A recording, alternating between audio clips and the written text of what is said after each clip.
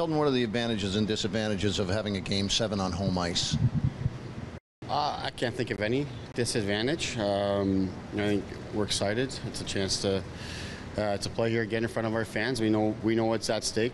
We earned the opportunity to have 2 cracks at this.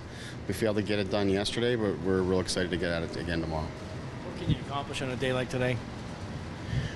Just same things that we've been trying to do on our off days all series and all playoff, frankly, is just keep the guys loose, get them the treatment that they need, get them good meals, and then just have a couple meetings and make sure our minds are in the right place, and any sort of adjustments that we want to put into their heads for tomorrow, we'll get that taken care of here today.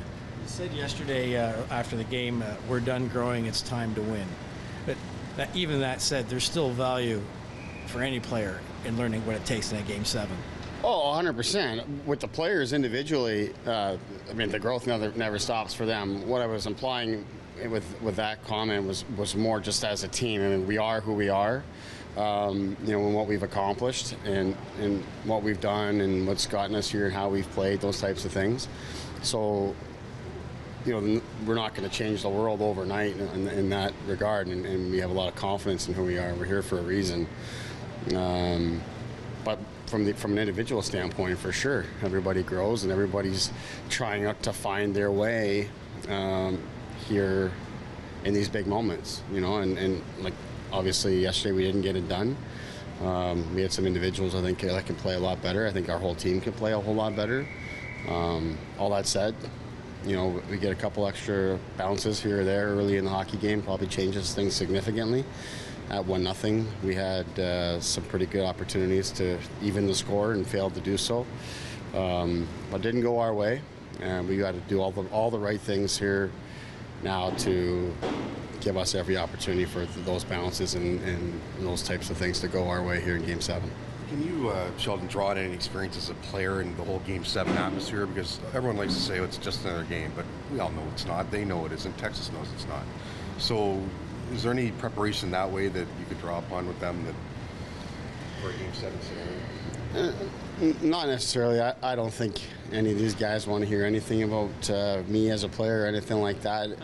All these guys have been through Game 7s. Us as a team last year, we lost in Game 7 to Syracuse. Last year we won a massive Game 7 in here in my first year against Albany. We've played a Game 5 already in this series, which in essence was a Game 7, given it's an elimination game for both teams. Obviously, there's a trophy at stake here at this one, so it's a different feeling in that sense for sure. But we just want our guys to play loose, go out and have fun, make plays, execute, do all the things that have gotten us to this point. It's been an unbelievable season for our team, and now we get an opportunity on our final day together to finish it the right way. What's made Martin so stable generally for you this year? He's just a good player. I think that's the biggest thing. He's very reliable for us. We had the #1 penalty killing team through the regular season, and that was a major piece of our success in the regular season, and he's a massive part for that. But he's a real good calming influence, a good personality. Everybody on the team likes him, but he just goes about his business every single day. Very reliable player for us every day, and at this level, those guys are very valuable. Did you think he maybe got a little rattled with what happened on the first goal? Like, it seemed like he thought maybe there was going to be a call there. Yeah, I think he was a little shaken up. I don't know if so much he was rattled necessarily. I don't know Marty as a guy that gets rattled by that type of stuff, but I think he was shaken up by the hit for sure.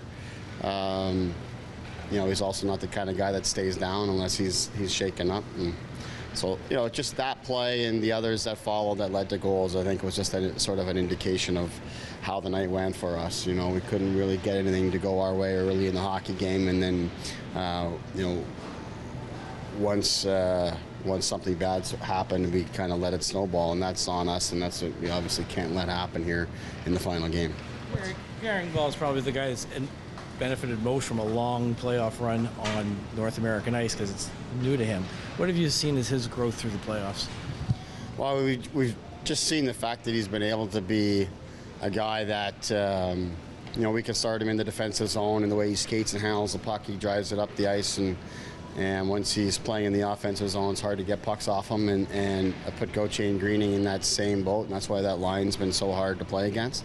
Offense has been a lot harder to come by as the playoffs have moved along here, and certainly in this series. So it's been harder for Pierre to kind of break through in that sense. But the fact that he's been able to be that guy that's positionally sound and has been able to play against the other team's best players most nights because of just how he maintains possession of the puck and makes it hard for him to get it back from him has made him a valuable piece for us. And like you say, it's an important experience for him coming into his time in North America, where he can sort of find a role for himself while his offensive game sort of finds its way. Carl, kind of the same thing. You saw him last year. How's he improved year over year? Yeah, he again improved, and having more experience this year has helped. But you could see the fact that last year's time here, the Leafs training camp, exhibition games with the Leafs, has made it a shorter adjustment for him coming here. Again, I would say that as the playoffs move along, it gets harder and harder. Offense is harder to come by. Every single shift with the type of depth that Texas has is a lot harder. So structurally, there's times where, Carl kind of loses his way a little bit, and that's going to come with time. But certainly being able to play as long as we have here in the spring has allowed us to have a lot of those meetings that they're inevitable that you're going to have, and you're going to talk to a player about when he's first coming over and learning a new system. We've been able to have those meetings here, and it's a work in progress. But like I've said with a lot of our young players, the longer we've played, it helps all those guys that much more to gain that experience that that they need, and they're getting it now versus October or November. What's your message to Sparks today? He seemed pretty upset about, in particular, the one giveaway that he had last night.